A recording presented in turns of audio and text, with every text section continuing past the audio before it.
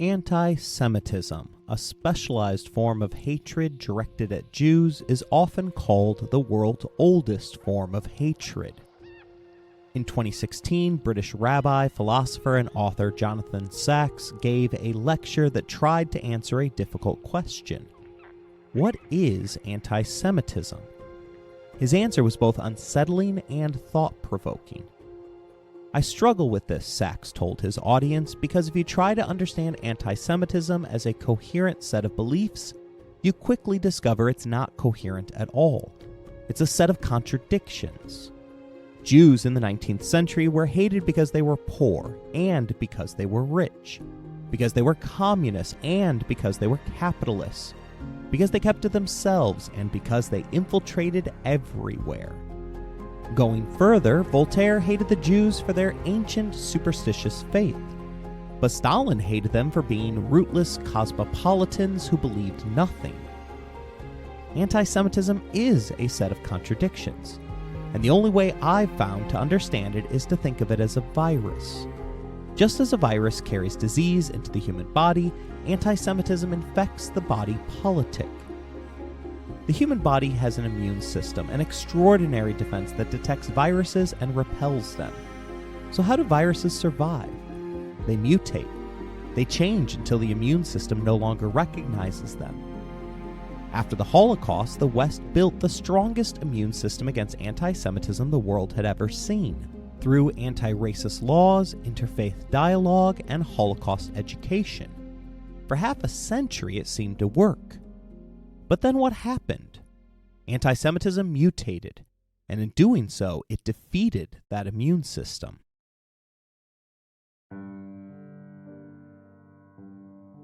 Anti-Semitism is once again on the rise throughout the world. The Times of Israel claims that globally it has surged 340% in the past 2 years. In July of 2025, Elon Musk and his AI creation, Grok, provided a real-life example of the rabbi's metaphor of hate mutating into a virus. Musk has left a trail of breadcrumbs suggesting that he's a believer in many, if not most, extremist far-right fascist viewpoints, including delivering a fascist salute to a group of conservative politicians, one that the Anti-Defamation League generously called an awkward gesture in a moment of enthusiasm. After complaints were made regarding the rollout of his AI social media chatbot, Musk announced on X that he and his company had improved Grok significantly, and that users should notice a difference when they ask Grok questions. The second part was definitely correct, as Grok began to draw from the wider internet, beginning a days-long anti-Semitic flood of posts in which it referred to itself as Mecha Hitler. It also told users that Hitler would be the best leader to deal with today's problems, as well as recommending a second Holocaust. While it is true that some users were baiting the chatbot into incriminating itself, Grok's problems stem from a problem that all AI learning models have to deal with. In order to train AI to quote-unquote think on its own, it needs to receive a ton of input in order to draw conclusions from. Without those inputs, AI would be the equivalent of monkeys typing away at a keyboard. Although mathematician Emile Borel believes that given 1 million monkeys typing infinitely, they would one day produce the world's greatest novel by random chance, it is a much better user experience to receive high-quality answers immediately. The question then is, what do we use to train the AI system? If I want my AI to write me an award-winning screenplay, I want the system to intimately know the scripts of The Shawshank Redemption, Eternal Sunshine on the Spotless Mind, Fight Club, and The Departed. If, however, the only scripts it has read were Batman vs. Superman, The Hot Chick, and any of the many Transformer movies, then I probably wouldn't be getting an Oscar. Regarding AI, the saying is simple: garbage in, garbage out. Musk explained his tweaks after the meltdown, claiming that he had changed the algorithm to rely less on legacy media and more from the rest of the internet, including social media. Jacobin magazine tells us that Grok's meltdown is a variation on a theme. When the bumpers are gone, chatbots immediately turn into anti-Semitism machines. We have seen AI chatbots crash and burn in just this way before. In 2016, Microsoft released Tay, a chatbot designed to mimic snarky teenagers that was quickly hijacked by trolls from the notoriously toxic message boards 4chan and 8chan. Like Grok, which had access to and can learn from all the data on X, Tay learned from the data it was fed by users. The incident revealed how the technical design of AI chatbots, which operate without knowledge of the meaning of their responses, can be exploited by users with unforeseen consequences. The explanation behind the one-day life of Mecha Hitler only worries me more. Despite having the equivalent of a supercomputer in our pockets, anti-Semitism continues to evolve and infect humanity to such a degree that machine learning can't distinguish fact from fiction or political correctness from hate. I cover the historical reasons behind anti-Semitism during a Season 2 episode in our series regarding Hitler. If you need a refresher on the evolution of anti-Semitism, I would encourage you to check that episode out. Our discussion today, on the other hand, will focus on xenophobia against Jewish migrants to America during the Holocaust. The European Union explains the difference as racism is the unfair treatment of members of other races. Xenophobia is an extreme dislike or fear of foreigners, i.e. their customs, language, and/or religion. That part about foreigners is key, as Jews have been a part of America since its founding. Historian Phyllis Goldstein, author of A Convenient Hatred, The History of Anti-Semitism, points out that in 1790, George Washington, the first president of the United States, wrote a letter to a Jewish congregation in Newport, Rhode Island. In that letter, he described the new nation as giving bigotry no sanction and persecution no assistance. Jewish migration to America began with small numbers, arriving as early as the 17th century. The first recorded Jewish settlers came to New Amsterdam, later renamed New York City, in 1654. They were fleeing the Inquisition in Portuguese-controlled Brazil. Throughout the 18th and early 19th centuries, Jewish immigrants primarily came from Central and Western Europe, particularly Germany, and were often more economically stable and religiously assimilated than later Eastern European arrivals. These early Jewish communities, though small, established synagogues, charitable institutions, and burial societies. Many became successful merchants, shopkeepers, and professionals, gradually integrating into American civic life. They tended to embrace Reform Judaism, which emphasized religious modernity and cultural assimilation, traits that allowed them to fit more comfortably within Protestant-dominated American society. But despite their contributions, these early Jewish Americans still faced discrimination, exclusion from elite institutions, and periodic outbreaks of anti-Semitic rhetoric, particularly during moments of social or economic anxiety. However, the real fracture would come with the mass arrival of Eastern European Jews beginning in the 1880s.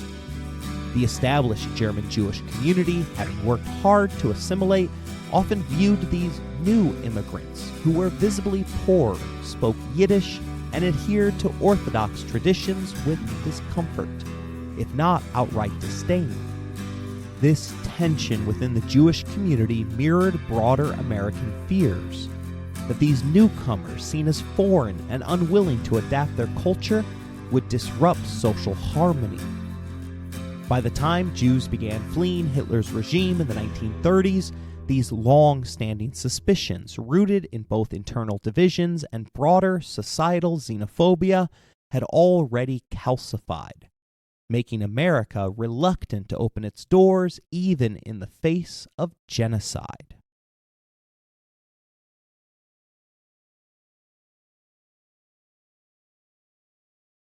You're listening to Empires, Anarchy, and Other Notable Moments, a podcast designed for deep dives that assist in the teaching of history. This series focuses upon America's dark history of xenophobia. Episode number 3, Antisemitism in America.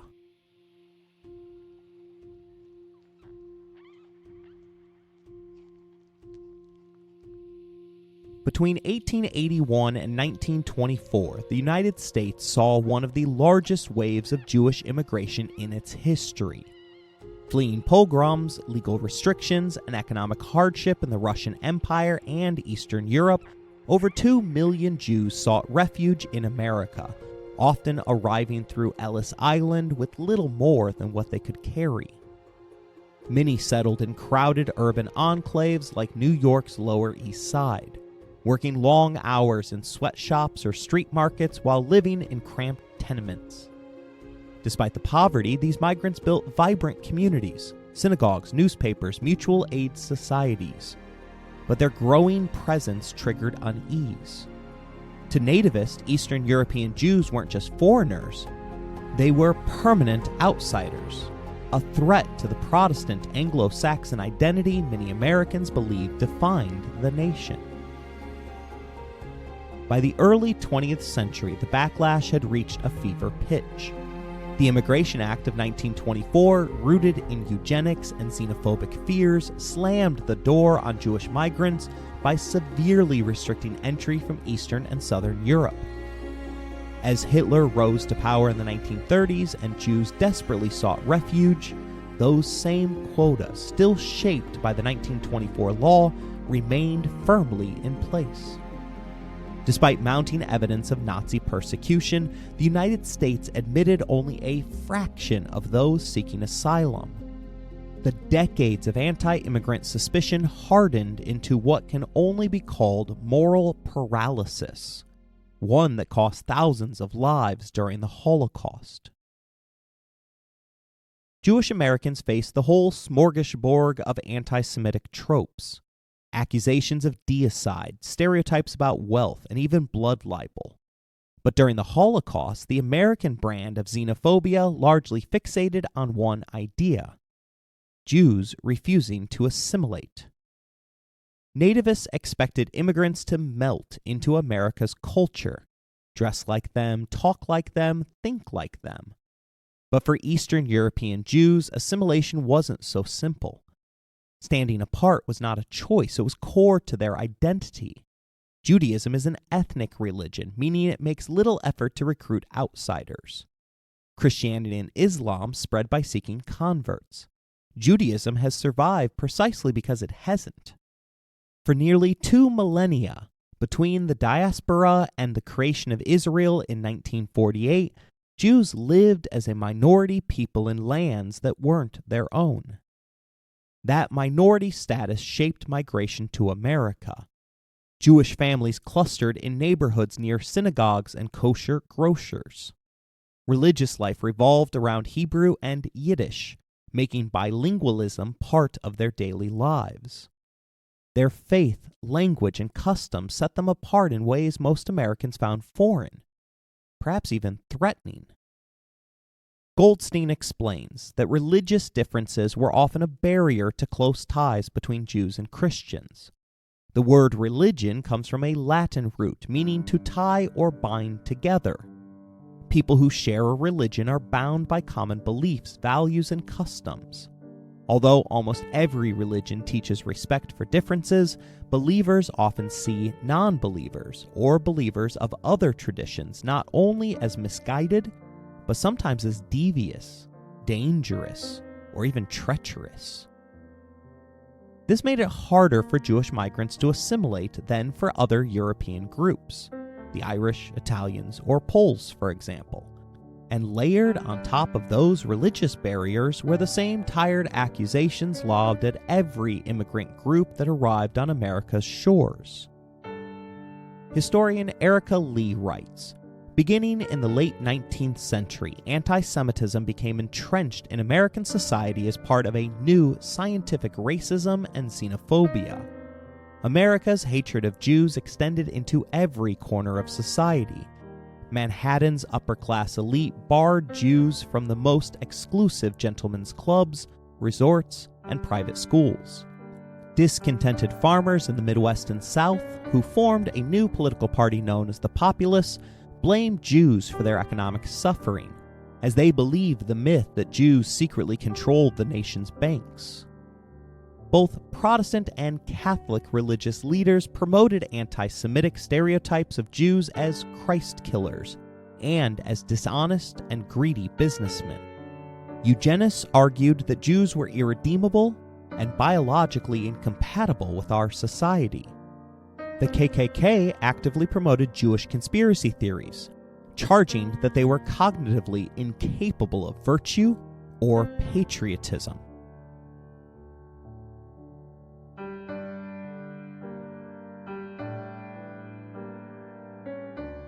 The lynching of Leo Frank brought American anti-Semitism to the front pages. In 1913, Frank, a Jewish factory superintendent in Atlanta, was accused of murdering Mary Fagan, a 13-year-old employee at the pencil factory he managed. The case quickly became a media spectacle, fueled by sensationalist headlines, anti-Semitic rhetoric, and mob pressure. The evidence? Flimsy and contradictory. The only testimony implicating Frank came from the factory's janitor, who had far more reason to be a suspect himself. Yet Frank was convicted by an all-white jury and sentenced to death. Crowds outside the courthouse chanted, "Hang the Jew." It was less a trial than a public execution waiting to happen. When Georgia Governor John Sladen commuted Frank's sentence in 1915, citing serious doubts about his guilt, vigilantes took matters into their own hands. This wasn't some angry mob with pitchforks. It was local elites, judges, lawyers, politicians. They stormed the prison, abducted Frank, and lynched him in Marietta, Georgia. The act was planned, precise, and chilling. The case electrified the nation. It exposed a deep-rooted anti-Semitism simmering beneath the surface of American life, and it sparked two very different responses. In 1913, Jewish Americans had already founded the Anti-Defamation League to fight anti-Semitism through legal and cultural advocacy. After Frank's lynching, their mission became even more urgent. On the other side, the Ku Klux Klan seized on the case as a rallying cry. Revived in 1915, the second phase of the Klan expanded its list of enemies. No longer just Black Americans and Catholics, now Jews were firmly in their crosshairs. The murder of Leo Frank was a turning point. If even a well-assimilated, affluent factory superintendent could be dragged from prison and lynched, what chance did ordinary Jewish immigrants have? The answer was clear. In America, even fitting in wasn't enough to escape hate.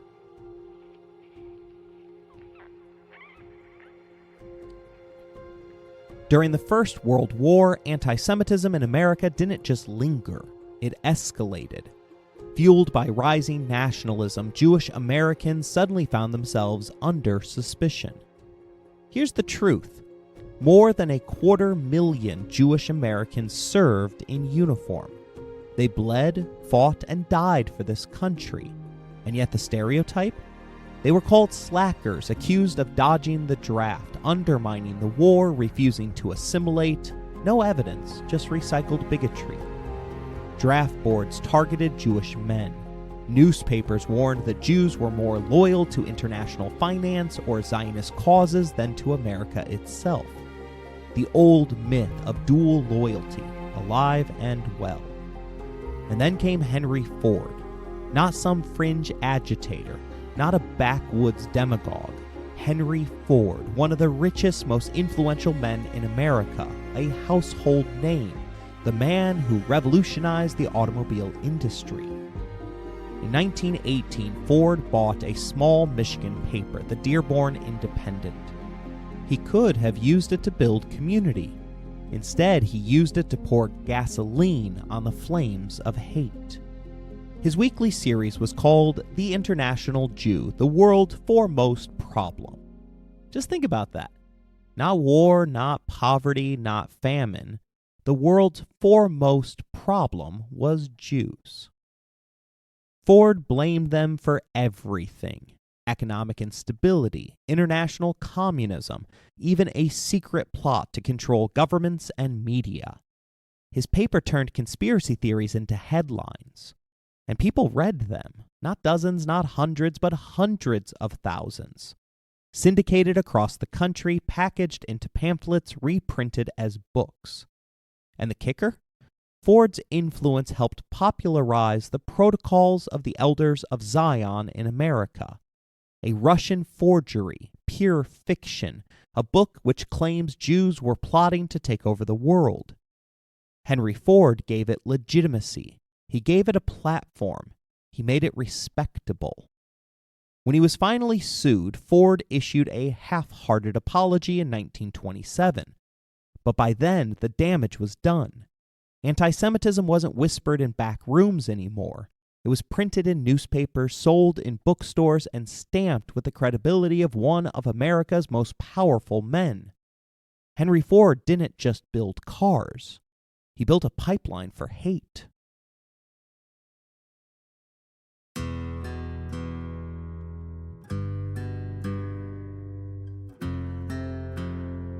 The Great Depression didn't just crush the economy, it fueled more undeserved hatred against Jewish Americans. Between 1929 and 1933, unemployment hit 25%, banks collapsed, and millions lost homes and savings. Fear and desperation created a perfect breeding ground for scapegoating. Jewish bankers, financiers, and even department store owners were blamed for the nation's suffering.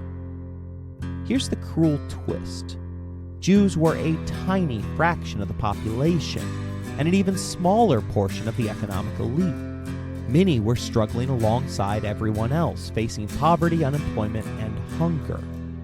Yet anti-Semitic conspiracy theories painted them as puppet masters, controlling money, media, and the world. The Hoover administration did little to stem the tide, and in some cases made it worse. Hoover clung to the nativist immigration limits of the 1924 Act, which severely restricted immigrants from Eastern and Southern Europe, regions with large Jewish populations. As Nazi threats grew in Europe, Jews seeking refuge found doors firmly closed. Hoover's rhetoric championed Americanism and self-reliance, often casting foreign-born communities as burdens or agitators. Meanwhile, hundreds of thousands of Mexican immigrants and Mexican Americans were deported in mass repatriation campaigns. Jews weren't the primary target, but the broader climate of suspicion and exclusion was reinforced. Enter Franklin D. Roosevelt in 1932, a fresh alternative. He didn't explicitly promise sweeping reforms for Jewish Americans, but his message of inclusivity, economic justice, and social welfare resonated with marginalized communities, urban immigrants, labor unions, and religious minorities. Jews saw him as a rejection of the xenophobic nationalism that had dominated Hoover's tenure. FDR was widely regarded as philo-Semitic, the opposite of anti-Semitic. In the 1932 election, he won 82% of the Jewish vote. That support only grew in subsequent elections. He reciprocated by naming Harry Morgenthau Jr. as Secretary of the Treasury, the first Jew in a presidential cabinet. He also appointed several Jewish undersecretaries and the nation's third Jewish Supreme Court justice. Yet here's the bitter paradox. FDR did very little to rescue European Jews during the Holocaust. Why? American xenophobia. Historians Richard Brightman and Alan Leichman explain in FDR and the Jews that compromises might seem flawed in the light of what later generations have learned about the depth and significance of the Holocaust. But Roosevelt reacted more decisively to Nazi crimes against Jews than did any other world leader at the time. So let's dig into what his administration actually did, and crucially, what it didn't.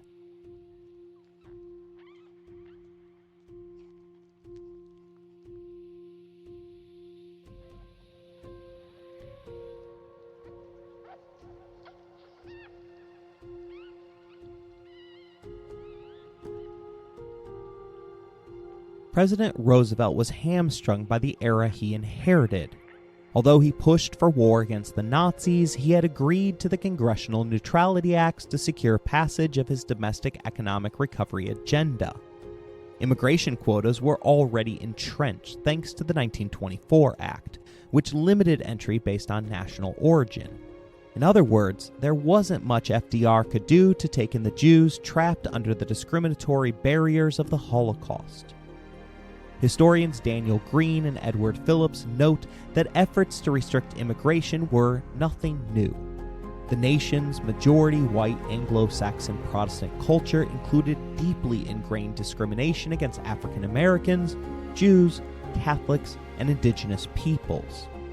Post-Civil War Jim Crow laws legally separated Black Americans from whites and denied equal opportunity under the law.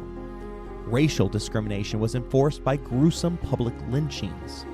Antisemitism rose throughout the 1920s and 30s, manifesting in questions about Jews' loyalty to the United States.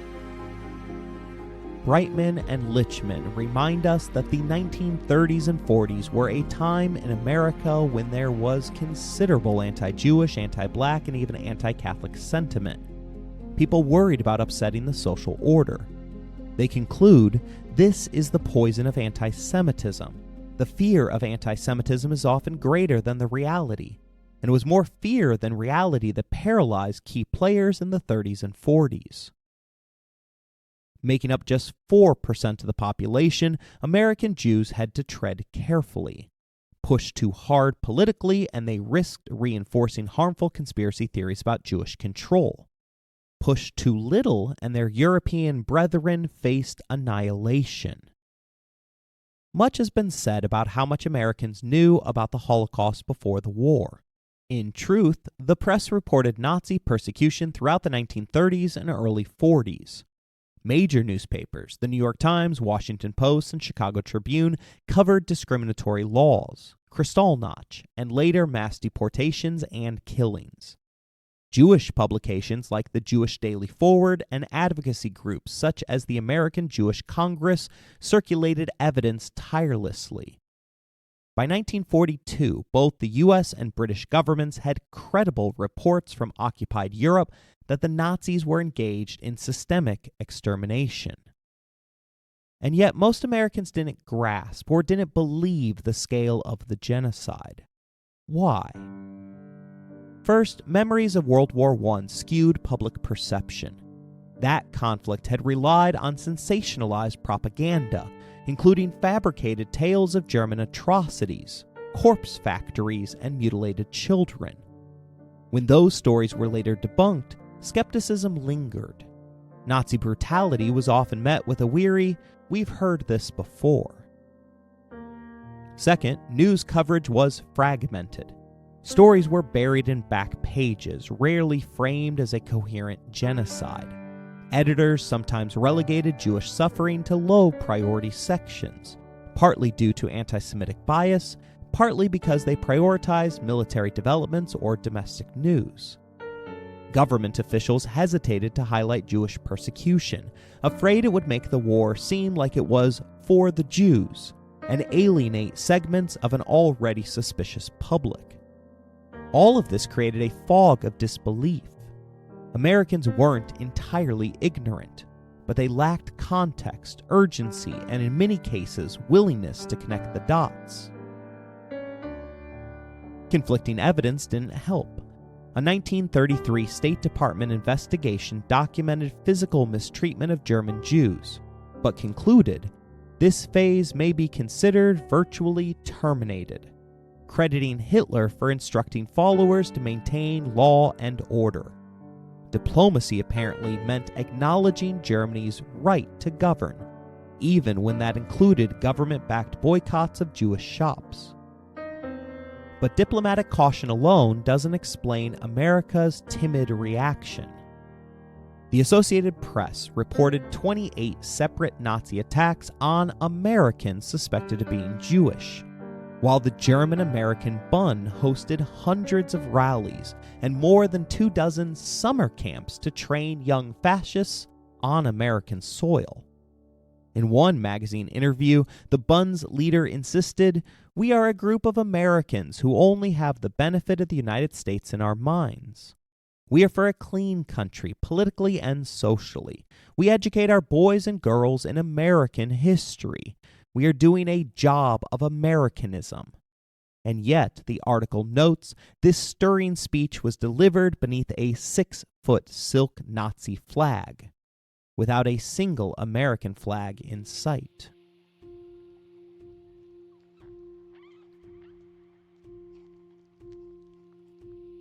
Everything changed in 1938. First came the annexation of Austria, and then in November, Kristallnacht, the night of broken glass. Suddenly, Jewish refugees were no longer a distant problem. They were urgent, becoming impossible to ignore. As Nazi aggression escalated and persecution intensified, the world had to confront a simple question. What were they going to do about the growing number of Jews trying to flee Hitler's regime? In July, FDR convened the Evian Conference in France, inviting delegates from 32 countries. The goal? To address the mounting refugee crisis and determine whether nations would open their doors to Jews escaping Germany and Austria. On paper, it sounded promising. In practice, not so much. The United States only sent a low-level diplomat, Myron Taylor, to lead its delegation. That alone was a signal. The Roosevelt administration had no intention of challenging its strict immigration quotas. Taylor offered moral support, but made it clear that no laws would change. Other nations followed suit. Delegates expressed sympathy, yes, but one by one they refused to accept substantial numbers of Jewish refugees. The excuses were predictable. Nations claimed that they were already overcrowded. They fretted over unemployment, arguing that refugees might steal scarce jobs. Only one country, the tiny Dominican Republic, promised to take in a large number of refugees. Their dictator-led government pledged up to 100,000, though in reality only 750 arrived. And let's be honest, the dictator's pledge was mostly self-serving, a PR move following his massacre of Haitians just 9 months earlier. The conference exposed the world's moral failure. Xenophobia, economic anxiety, and fear of antisemitism at home outweighed any sense of duty to humanity. By the conference's end, no country, including the United States, had committed to meaningful action. And for Hitler, the message was clear. The world might condemn his actions, but it would not stop them. Those who managed to navigate the insane hoops of legally leaving Germany often had nothing. No money, no resources, nothing to show they wouldn't become a public charge. Under U.S. law at the time, the Immigration Act of 1924 and the public charge rule, anyone deemed likely to become financially dependent on the state could be denied entry. Enforcement was ruthless during the 1930s as the nation wrestled with the Great Depression and a surge of nativist sentiment. For Jewish refugees, obtaining a U.S. visa was like running a gauntlet blindfolded. They needed affidavits of support from American sponsors, notarized proof of financial stability, letters from community leaders attesting to their character, and confirmation of housing upon arrival. One missing document, one delay, and it could all be denied or postponed for years. Even after completing German exit paperwork, often under duress and at great financial cost, refugees found themselves trapped behind America's paper walls. This was no exaggeration. On June 26, 1940, a letter from the Assistant Secretary of the State Department's Visa Division spelled it out. He wrote, "We can delay and effectively stop for a temporary period of indefinite length the number of immigrants coming to the United States. We could do this by simply advising our consuls to put every obstacle in the way and to require additional evidence, which would postpone and postpone and postpone the granting of the visas." A heartbreaking example comes from a series of letters preserved in the College of Charleston archives. Mally Landsman, a Jewish woman in Poland, wrote to her cousin Minnie Tweelbaum in South Carolina. Her letters, sent in late 1938, pleaded for affidavits of support, writing, "Now it depends only on you and the other cousins that we stay alive. Tear open all the gates and save us as quickly as possible. Help, help, help," we scream, and I expect this help from you by telegram before it is too late, and before we are completely destroyed. Minnie responded, sending the necessary affidavits, but the U.S. immigration quota for Poland was already filled. By December 27, 1938, Mally wrote again, desperate, asking if anyone influential, even Mrs. Roosevelt, could intervene. Despite Minnie's tireless efforts, the bureaucratic machinery moved too slowly. When Germany invaded Poland on September 1, 1939, Mally and her family were never heard from again. Their story is a microcosm of a larger tragedy. A labyrinth immigration system so bogged down by fear, prejudice, and bureaucracy that it effectively shut the door on those most in need. Historian David Wyman, author of Paper Walls, summarized it bluntly. The basic policy was not rescue, but the avoidance of rescue, bureaucratic inefficiency, and in part the absence of any comprehensive approach. Even when Americans knew what was happening, public pressure was minimal. Gallup polling after Kristallnacht found that 94% of Americans disapproved of Nazi treatment of Jews, but 72% still opposed admitting a larger number of Jewish refugees. That lack of public outrage let FDR largely ignore the issue, even as the SS consolidated its final solution. But surely children would inspire action. In response to Kristallnacht, the Wagner-Rogers bill proposed admitting 20,000 Jewish refugee children above the immigration quota, housing them with American families and supporting them through private charity. No adults, no competition for jobs, just children, paid for out of the private charity of others. Sounds simple, right? Wrong. Resistance was fierce. Anti-immigration groups, still gripped by Depression-era fears, warned that 20,000 charming children would all too soon grow into 20,000 ugly adults who might compete for American jobs. One pamphlet argued with cruel logic, America's first duty is to feed, clothe, and educate her own millions of ill-fed, ill-clothed, and ill-housed American children. Eleanor Roosevelt supported the bill, hoping her influence could shift opinion. But FDR's response to her was telling, stating, "You can support it if you want to, but it is best for me to say nothing." Without presidential backing and facing overwhelming congressional opposition, the bill never reached a vote.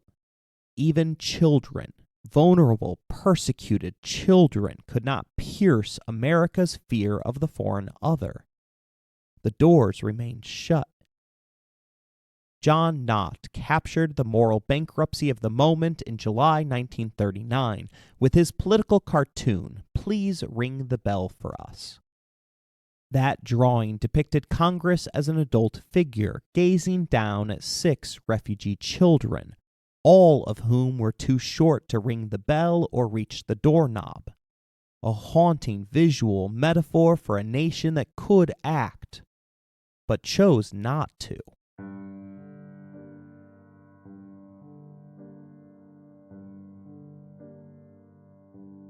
The human cost of American xenophobia became painfully clear in 1939 with the voyage of the St. Louis. In May, the German ocean liner set sail from Hamburg, carrying over 900 Jewish refugees, men, women, and children, desperately fleeing Hitler's Germany. Each passenger had obtained landing certificates for Cuba, meant as a temporary refuge while they awaited U.S. immigration quotas to open.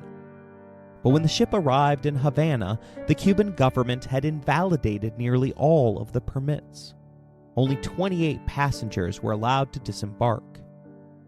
Hope then turned towards the United States. The St. Louis lingered off the coast of Florida, its passengers pleading for entry. Telegrams went to President Roosevelt and the State Department. American Jewish organizations, already cautious because of political backlash, lobbied quietly behind the scenes for exceptions to the nation's restrictive immigration laws. Roosevelt, however, never responded directly. The administration's stance was firm. Quotas were full, and the refugees would not be granted asylum. Public opinion was largely unsympathetic. Newspapers covered the ship's plight, but many Americans, still reeling from the Great Depression, saw the passengers not as people in need, but as potential burdens. Polls from the time showed that most Americans opposed increasing immigration, even for refugees fleeing the horrors of Nazism. After days of desperate circling and futile appeals, the St. Louis had no choice but to return to Europe. Several countries, Great Britain, France, Belgium, and the Netherlands, agreed to take the passengers. But refuge was often temporary. As Nazi forces swept across Western Europe, roughly a quarter of the St. Louis's passengers were caught in the dragnet and murdered in the Holocaust. The ship became a haunting symbol of America's unwillingness to confront the refugee crisis. Its fate was shaped as much by bureaucratic inaction as by a society gripped by antisemitism and fear of the foreign other. The New York Times captured the despair at the time, writing, "It is useless now to discuss what might have been done. The case is disposed of. Germany, with all the hospitality of its concentration camps, will welcome these unfortunates home. Perhaps Cuba, as her spokesman says, has already taken too many German refugees.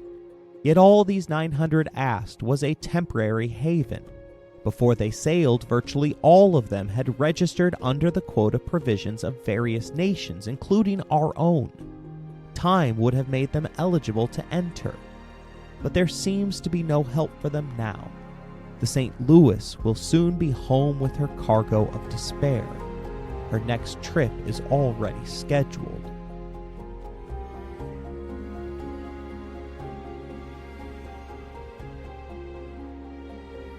America joined the war after the attack on Pearl Harbor on December 7, 1941.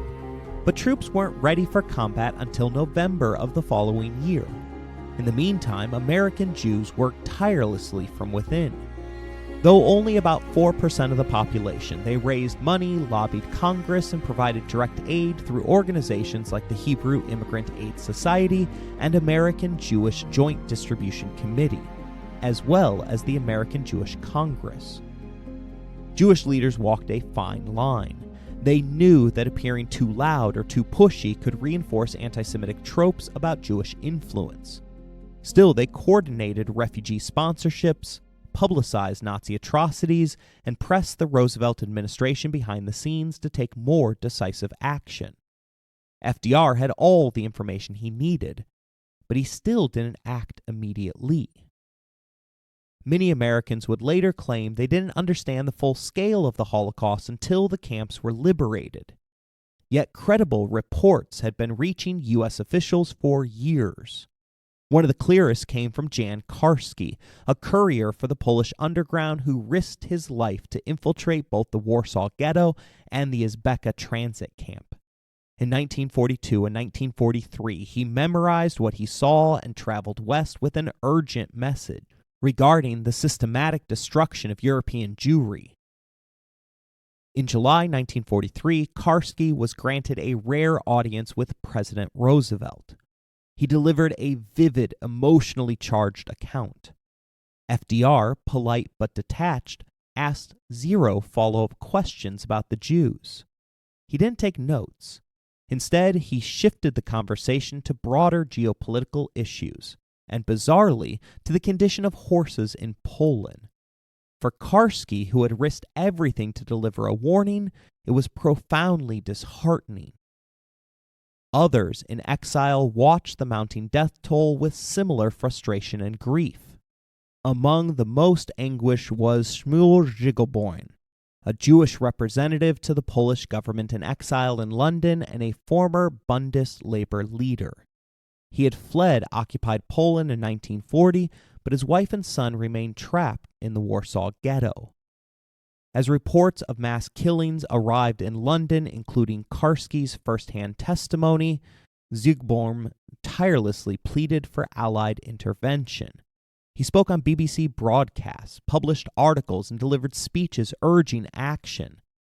But the inaction persisted.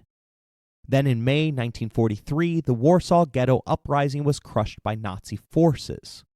He received the devastating news that his wife and his 16-year-old son had been killed. On May 12, 1943, he took his own life in protest. In his suicide letter, he wrote, "By my death, I wish to express my strongest protest against the inactivity with which the world is looking on and permitting the extermination of the Jewish people. Perhaps my death will have some impact upon those who could and should take action." This final act was both despair and political protest, a deliberate attempt to shock the conscience of the Allied powers. His death underscored a brutal truth. The world had been told, and still it chose not to act.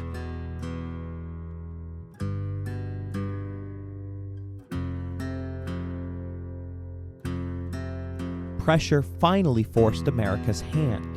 In April 1943, at the height of Nazi mass extermination, the United States and Britain convened the Bermuda Conference to address the growing refugee crisis.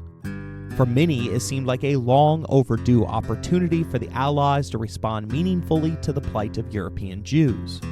But what emerged from Bermuda was not hope, but disappointment. The conference was closed to the press, held in secret, and notably excluded Jewish organizations from participation. No concrete policy was adopted, no quotas were increased, and no new resettlement plans were proposed. In short, the conference reaffirmed the existing immigration policies that had already proven disastrous. The only agreement reached? Keep winning the war, as though victory alone could solve a humanitarian crisis. Publicly, the conference was framed as a success. Behind closed doors, frustration mounted. Jewish leaders in the U.S. and abroad felt betrayed. Rabbi Stephen Wise, a prominent American Zionist and Roosevelt confidant, said after the conference, "If this is the best democracies can do, we are doomed." Journalist Frieda Kirchway was even harsher, writing that hundreds of thousands of Jews fell into their self-dug graves while our government, with glacial slowness, moved towards a proposal to confer and to explore. The difficulties raised at the Bermuda Conference are real, but they afford no valid excuse for a policy of sitting back and doing nothing. The process of extermination may be complete long before victory is won. The only hope lies in acting now. Despite these pleas, America failed to go on the offensive, choosing to prioritize a quick end to the war as the best way to help Holocaust victims. This failure is often distilled in textbooks and classrooms to a single lightning rod: FDR's decision not to bomb Auschwitz. By 1944, the U.S. had extensive aerial capabilities in Europe and routinely bombed strategic targets in Nazi-occupied territories. The Allies had aerial photographs of Auschwitz, taken during missions targeting industrial sites like the IG Farben synthetic oil and rubber plant just a few miles away. Jewish organizations and leaders begged the Roosevelt administration to bomb the gas chambers, crematoria, or rail lines leading to Auschwitz. But those requests were all rejected. Official reasoning focused on logistics and geography. Auschwitz was in southern Poland, deep inside Nazi-occupied Eastern Europe and hundreds of miles beyond most American fighter escorts based in Britain or Italy. Precision bombing at the time was notoriously unreliable. Military planners feared high civilian casualties or failed missions. Diverting resources from strategic objectives, they argued, would compromise the broader war effort. Secretary of War Henry Stimson insisted the best way to help the Jews was to win the war as quickly as possible. Roosevelt's administration also feared that bombing Auschwitz might be seen as giving special treatment to Jews, potentially inflaming domestic antisemitism at a time when public support for Jewish refugees was already fragile. Historians remain divided. Some argue that bombing the camp or the rail lines could have slowed the machinery of death, even briefly. Others contend that the U.S. lacked the political will, not the means. What is indisputable, however, is this: Auschwitz remained untouched, and the killing continued unabated until Soviet troops liberated the camp in January 1945.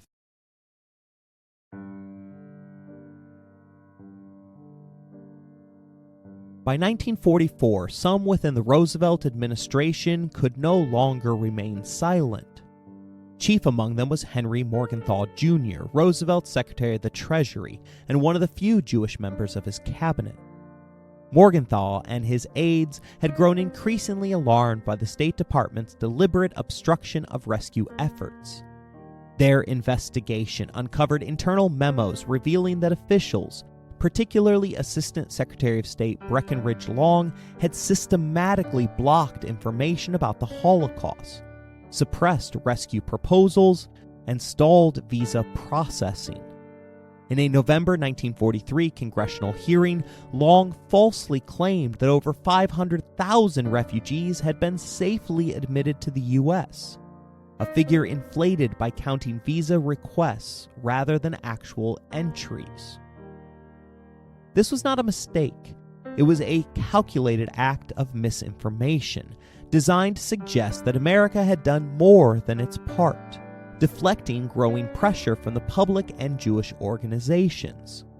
Long's role would later be exposed in Morgenthau's 1944 report, but by then it was far too late for most of Europe's Jews. The report, originally titled Report to the Secretary on the Acquiescence of this Government in the Murder of the Jews, was promptly retitled A Personal Report to the President when presented to Roosevelt. The message was crystal clear. Parts of the U.S. government were not merely failing to help, they were complicit through deliberate inaction, motivated in part by bigotry. Its final pages warned that history would not forgive this passivity. Just 9 days later, on January 22, 1944, Roosevelt signed an executive order establishing the War Refugee Board, or WRB. At last, the U.S. had an agency with a clear mandate to rescue and aid victims of Nazi persecution. But by that point, millions had already perished. The WRB was underfunded, limited in authority, and navigating a hostile political environment.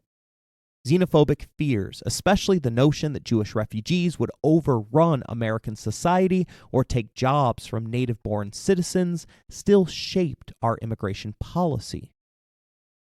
Even so, the WRB made a tangible difference.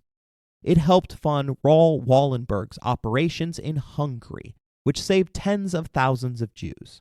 It coordinated with diplomats and resistance networks to smuggle refugees through neutral countries and supported humanitarian aid in occupied Europe. The WRB also established a temporary safe haven at Fort Ontario in New York. Roosevelt insisted that this was a special wartime exception, with residents slated to return to Europe after the war. proof that even life-saving measures were constrained by xenophobic thinking. Historians estimate that the War Refugee Board may have saved as many as 200,000 lives. It stands as both a testament of what could have been done earlier and a rebuke of the earlier inaction, of the fear and anti-Semitic bias that had blocked rescue for years. The refugee camp illustrates the limits of even this late intervention. In August 1944, roughly 1,000 mostly Jewish refugees selected from liberated areas of Europe arrived at the former army camp. Though physically on American soil, they were not granted official immigrant status. Surrounded by barbed wire, barred from leaving, forced to wear ID tags, and living beneath curfews, they remained constrained, mirroring in many ways the conditions they had just escaped. It was a bittersweet lifeline, help, but only under strict limits.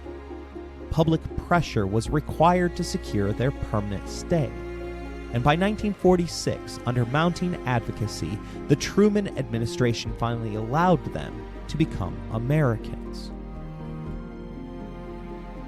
A forgotten aspect of Holocaust history involves what happened next. Liberation of the camps is what most Americans remember. Eisenhower touring the camps, confronting the Allies and the world with Nazi atrocities. He knew the horrors would one day be denied, writing in April 1945 that the things I saw beggar description. I made the visit deliberately in order to be in a position to give first-hand evidence of these things if ever in the future there develops a tendency to charge these allegations merely to propaganda. But liberation doesn't always mean freedom. Hundreds of thousands of Jewish survivors, homes destroyed, families murdered, countries unwilling to welcome them back, remain trapped in displaced persons or DP camps across Allied-occupied Europe. Although no longer under immediate threat, many survivors remained behind barbed wire, in the same camps where they had witnessed atrocities. Some continued wearing striped uniforms. Physical structures had not changed. Survivors were forced to live alongside former collaborators, guards, or political prisoners. These DP camps were not sanctuaries. They were reminders of trauma. American policy towards these displaced Jews remained tainted by the same xenophobic and anti-Semitic attitudes that had blocked rescue during the war. U.S. immigration quotas persisted, and Jewish DPs, especially in Eastern Europe, were often labeled culturally incompatible, politically suspect, or likely to become a public burden. It was not until 1948, 3 years after the war, that the United States passed the Displaced Persons Act. Even then, legislation prioritized non-Jewish refugees, especially those from Baltic nations, and it imposed quotas and procedural hurdles that excluded many Holocaust survivors. The message remained painfully clear. You may have survived the Nazis, but you're still unwelcome. Some survivors did eventually reach the U.S., while others turned towards the newly forming state of Israel, where Zionist organizations promised not just refuge, but dignity and sovereignty. For many, liberation did not mark the end of their suffering. It marked the beginning of a new struggle, survival in a world still unwilling to fully open its doors.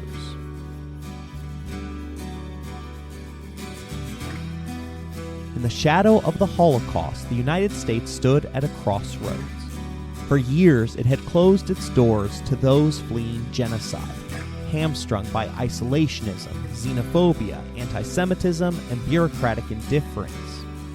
But the end of World War II and the grim clarity of what had occurred in Europe began to shift both public conscience and national policy, albeit slowly. Between 1945 and 1952, over 80,000 Jewish displaced persons eventually immigrated to the United States. It was not easy. The 1948 Displaced Persons Act was the first major U.S. law to admit large numbers of refugees outside the normal immigration quotas. but it was deeply flawed.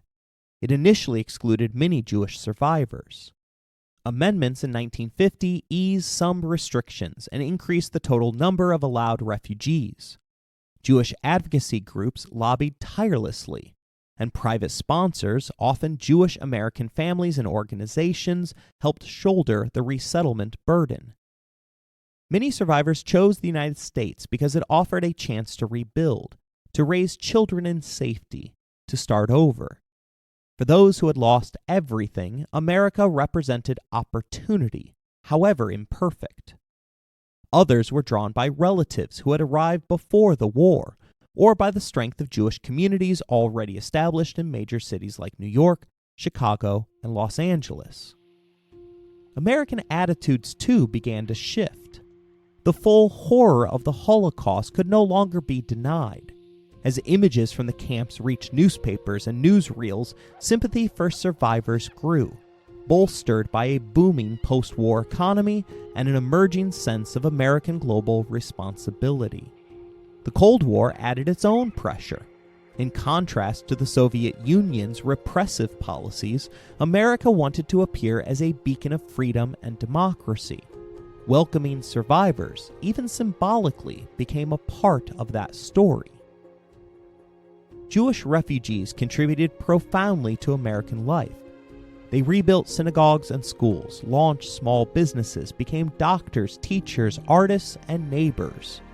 Their children grew up pledging allegiance to the flag, attending public schools, and helping to shape the social and cultural fabric of post-war America.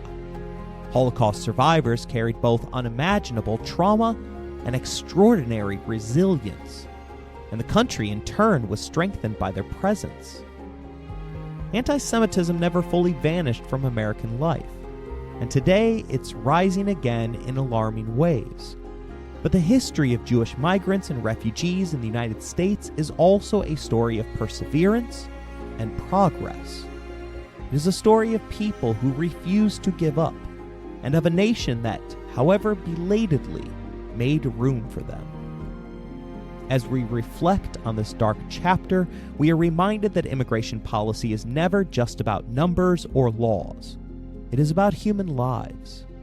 It is about what kind of country we choose to be. The Holocaust revealed the terrible cost of indifference, but it also revealed something more enduring, that with courage, advocacy, and compassion, the arc of history can bend towards justice. We owe it to those who survived and to those who never had a chance to remember, to tell the full truth, and to build a future that refuses to repeat the failures of the past. Although it's a difficult subject, I hope you enjoyed today's episode. If you want to interact with the show, you can email us at resourcesbylowery@gmail.com or find us on Bluesky beneath the handle EmpiresPod. If you would like to financially support the show, please look in the description for more information. As always, thank you for listening, rating the show, and spreading the word.